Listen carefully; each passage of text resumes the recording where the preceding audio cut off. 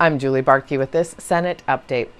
After a 3-hour debate, members of the Senate passed a tax relief bill that provides $460 million in additional tax relief over the previous biennium.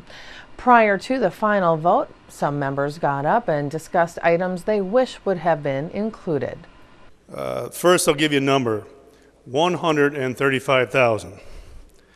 Madam President, members, that is the number of estimated children in this state of Minnesota that have dyslexia and are in our schools. So today, right now, I'm going to speak on behalf of and for those children, their families, and all the people that preceded them that suffered through our schools, and some of them recovered, many of them did not, into adulthood. I'm also speaking for those advocates who have been working countless hours with those moms and dads down here, talking to many of you, hoping to get some relief and help for their children. On your desk, there's 2 letters. Those letters are from parents of dyslexic children. I'll refer to them again later, but those letters, members, are representative of all these other kids in this state. The story is the same. This has been a bipartisan effort from many of you, and they appreciate that. I appreciate it, but the parents and the families appreciate it. So in a word, it is disappointing that Senate File 271 did not make it into this Senate tax bill, but we're hopeful that in conference committee, members will discuss it again and put it in there. It was heard in the tax committee. It had all the hearings and received support, bipartisan support. So again, a little review. 135,000 kids, and that doesn't talk about the parents, the advocates, and all those other people, as I mentioned earlier, that came before. And there was no help for them in the schools. These kids come from all walks of life, members. Doesn't matter how much you make or how little you make, what your race or sex is, they come from everywhere, every corner of this state. Student scoring, and many of you know here after years of talking about K-12, how important reading is. So a little refresher. Students scoring in the reading exam in the bottom 25%, they are 2 times likely to drop out of school, be in jail by 21, and for girls to be pregnant and more. So there are arguments, members, and I understand that, against these credits. I don't like credits, but this is a temporary credit. It's not permanent. It's not a final solution. It is temporary help for these parents and these kids until we find a permanent solution and a model that works. So that said, we have understood and we have read through many of the credits and exemptions in this bill.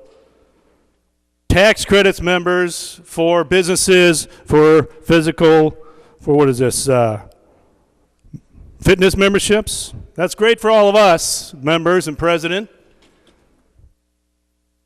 $3 million in 16-17. Refundable film tax credit, members and president. And that is what for 16-17? $1.6 million and $3.2 million the following biennium. On and on and on it goes. My rough reading came to about $125 million in credits and exemptions for various organizations and wealthy folks and businesses. But, members, we couldn't find $19.1 million in this $2 billion surplus year to help out 135,000 kids. $2 billion. And then another $2 billion proposed tax increase in transportation.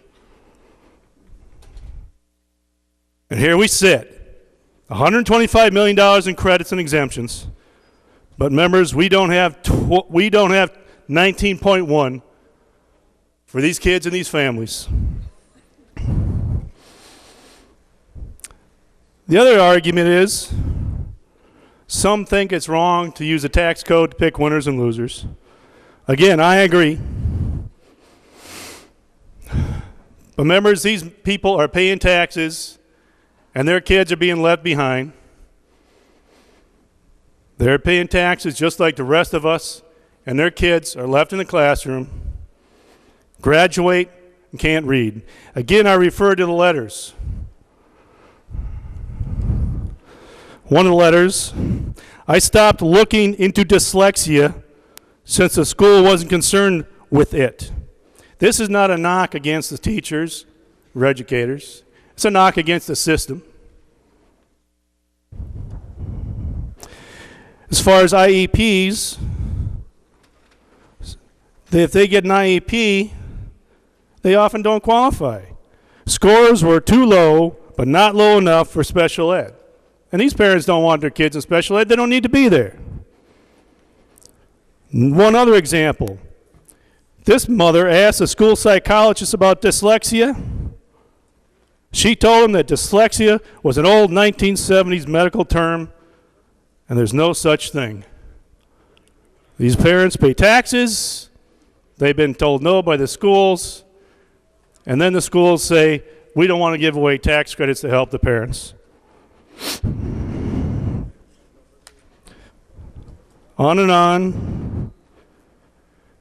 Another one, they said that her child could be helped if the child read the curriculum at a slower pace.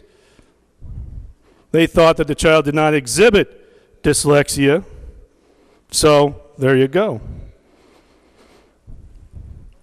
And over and over again, the children who testified, they viewed themselves as stupid and worried that others viewed them the same way.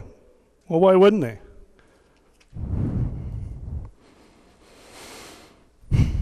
So, members, Madam President, we're asking for $19.1 million estimated for the 2 years. That amounts to a $3,000 credit that's assignable and refundable to try to help out those parents that can't afford this, that don't have the wherewithal, members and Madam President, to go and seek this stuff out. Refundable, assignable, has a sunset. Again, it's not perfect, it's not permanent, but we need something for these kids and these parents. And I'll remind you again, $2 billion in surplus, $125 million in tax credits at least in this bill, and exemptions. And we're asking, the parents are asking for 19.1. So, in closing, the parents are simply asking Senator Scoy and members that will be on the conference committee to set aside politics, personal agendas, and desires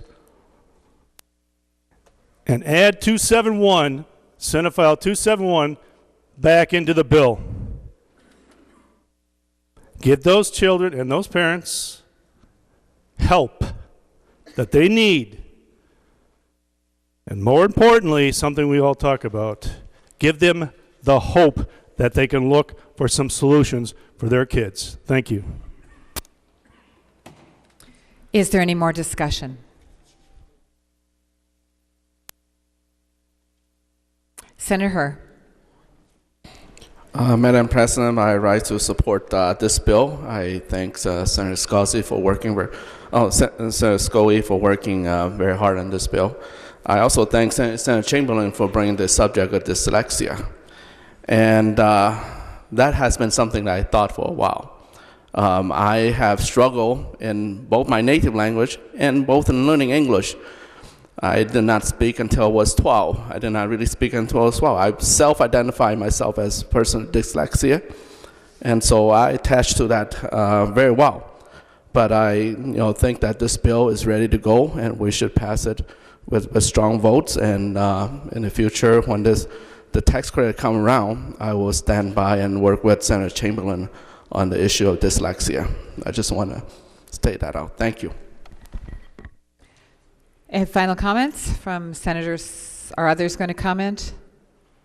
Senator Ortman. Madam President, this bill is so disappointing because what it really is, beyond picking winners and losers in the tax credits, it's a really poor effort at tax relief for hardworking, tax-paying Minnesotans. But even worse, the bigger problem I have with this, not just that it's a tax increase for our commercial industrial rate properties, but there's a big stash of cash in this bill. $222 million that the legislators, the majority here, are planning to stash away for future use. We have a $2 billion surplus that could have been used to fund tax relief in a broad-based way for our military veterans, for our elderly, for folks that are unemployed, living in very difficult circumstances, for students in need of educational opportunities. There were plenty of opportunities to do some great things with that surplus and to offset the huge tax increases in the transportation bill. And so much was left undone. I hope members will vote no. Are there any other comments? Then Senator Skoye. Thank you, Madam President and members, and thank you for the debate this afternoon. Members, I'd like to thank the council and fiscal staff that works with the tax committee. This, as you know, you couldn't do this work without their great help. It's Miss Nora Pollock, Eric Sylvia, Jack Paulson, Shelby McQuay, tremendous resource for all of us. The tax committee staff that Senator Rest and I have the opportunity to utilize in the tax committee suite, the CA Donovan Hurd, Maya Lade, Diane Patnode, Steve Peterson, Krista Bruton from the DFL, Brenda Schaefer-Pellinen, Chris McCall, and our Paige Isaac, and I would like to thank all of those folks for their assistance as we've gone through this session. Members, this tax bill that we're going to vote on today now is really truly targeted tax relief. It's statewide and local economic development projects. This bill contains $268 million in property income and sales tax relief for Minnesotans, and that's on top of the $20 million that we passed earlier this year in the conformity bill that we dealt with in order to get the conformity with federal tax law in order. This bill also takes a balanced approach to budgeting in that it invests, saves, and sets Minnesota up for success. And as we had conversations today, the largest component of this tax bill is a shift repayment. But it seems like the fiscally responsible thing to do in order for us to continue to move Minnesota forward. We know what happens when every single penny is spent and we have deficits in the state, and it's hard for all of us and all of the legislators to deal with the needs of the schools and long-term care facilities when we don't manage our budget so that we have resources for future legislators to move forward. This bill has property tax relief for all, significant reduction in the statewide business property tax that with a minor rate change is spread onto all of properties, an LGA payment, county program payment, and some can argue that's not property tax relief, but it certainly is a way to bring equity to services for all Minnesotans. And when you think about these aid payments that the state makes to these local units, there's kind of two options if we don't make a payment. The service can go away, or the local government can raise its levy to pay for them. That's what happens. And so it's a small part of our property tax relief, but it's an important part of providing services to Minnesotans across the state. And then the heart of the bill really is the work that's being done to find employment opportunities for Minnesota veterans, young men and women who serve the country. did the hard work overseas. Now they come home having a hard time finding normalcy in their life. Nothing can help that like getting an opportunity to get up and go to work every morning and have an income. So I would hope that you would support this bill just for that provision. So now we're ready to decide, now we're ready to vote, yay or nay.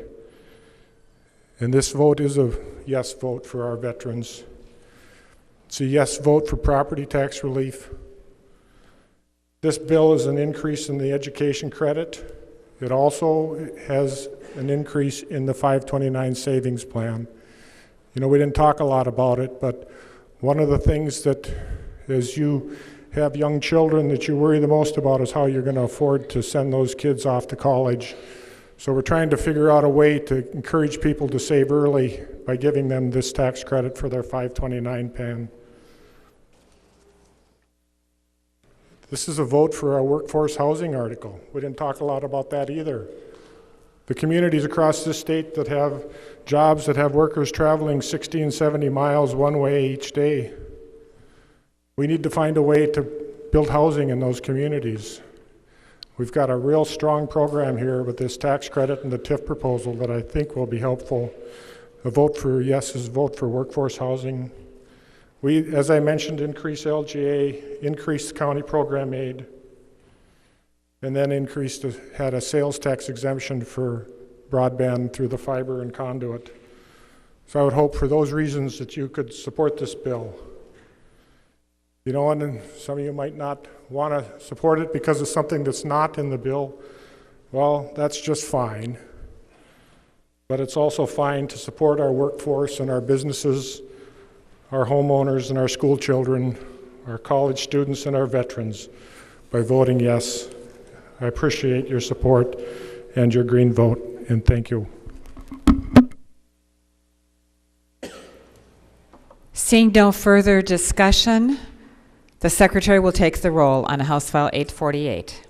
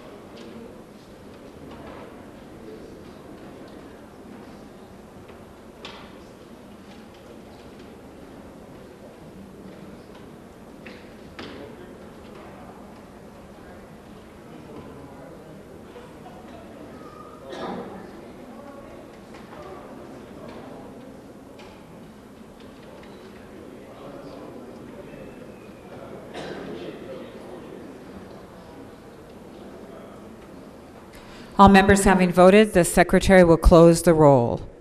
There being 42 ayes and 25 nays, the bill is passed and its title agreed to.